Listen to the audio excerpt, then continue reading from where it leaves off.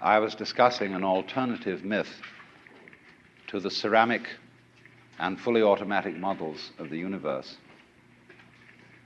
I'll call the dramatic myth. The idea that life as we experience it's a big act, and that behind this big act is the player. And the player,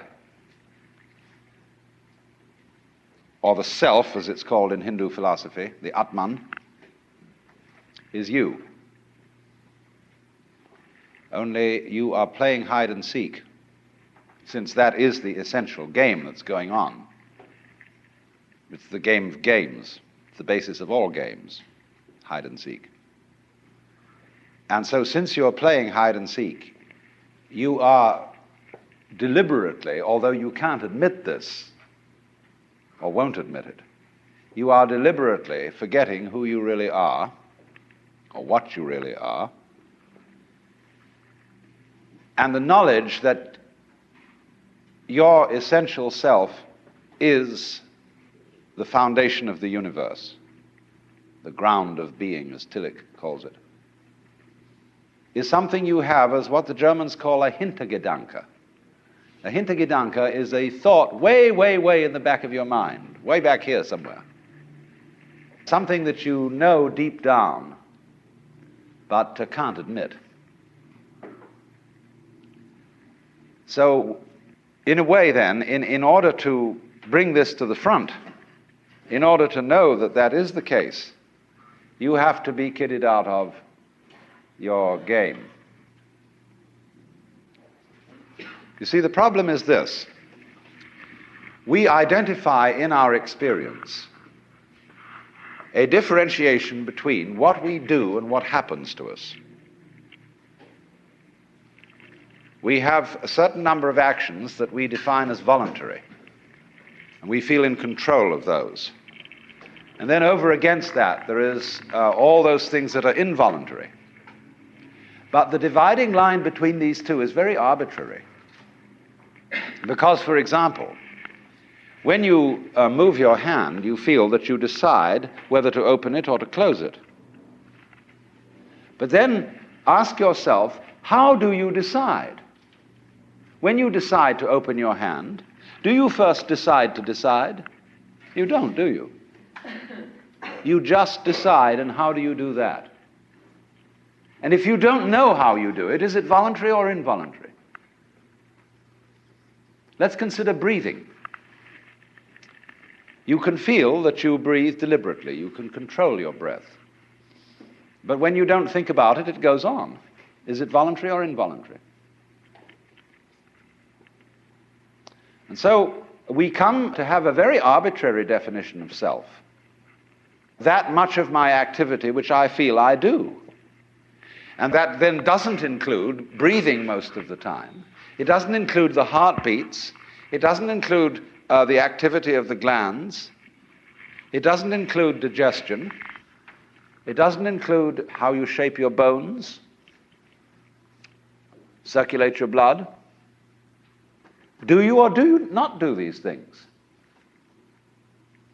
Now, if you get with yourself and you find out that you are all of yourself, a very strange thing happens. You find that your body knows that you are one with the universe. In other words, that the so-called involuntary circulation of your blood is one continuous process with the stars shining. If you find out that it's you who circulates your blood, you will at the same moment find out that you are shining the sun. Because your physical organism is one continuous process with everything else that's going on. Just as the waves are continuous with the ocean, your body is continuous with the total energy system of the cosmos. And it's all you. Only you're playing the game that you're only this bit of it. But as I tried to explain, there are in physical reality no such things as separate events.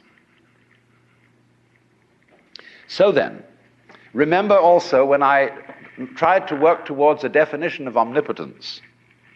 Omnipotence is not knowing how everything is done. It's just doing it. You don't have to translate it into language. Look, supposing when you got up in the morning, you had to switch your brain on. And you had to think and do as a deliberate process, waking up all the circuits that you need for active life during the day. Why, you'd never get done. Because you have to do all those things at once. How can a centipede control 100 legs at once? Because it doesn't think about it.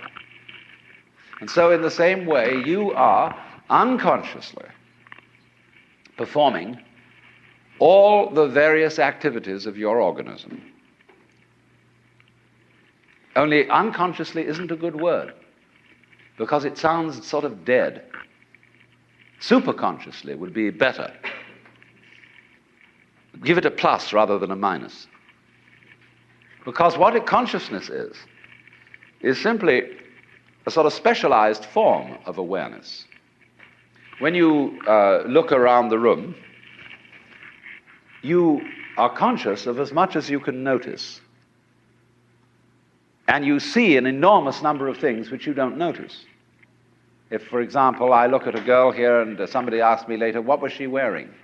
I may not know, although I've seen, because I didn't attend. But I was aware, you see. And perhaps if I could, under hypnosis, be asked this question, where I would get my conscious attention out of the way through being in the hypnotic state, I could recall what dress she was wearing. So then, just in the same way as you don't focus your attention on how you make your thyroid gland function, so in the same way you don't have any attention focused on how you shine the sun.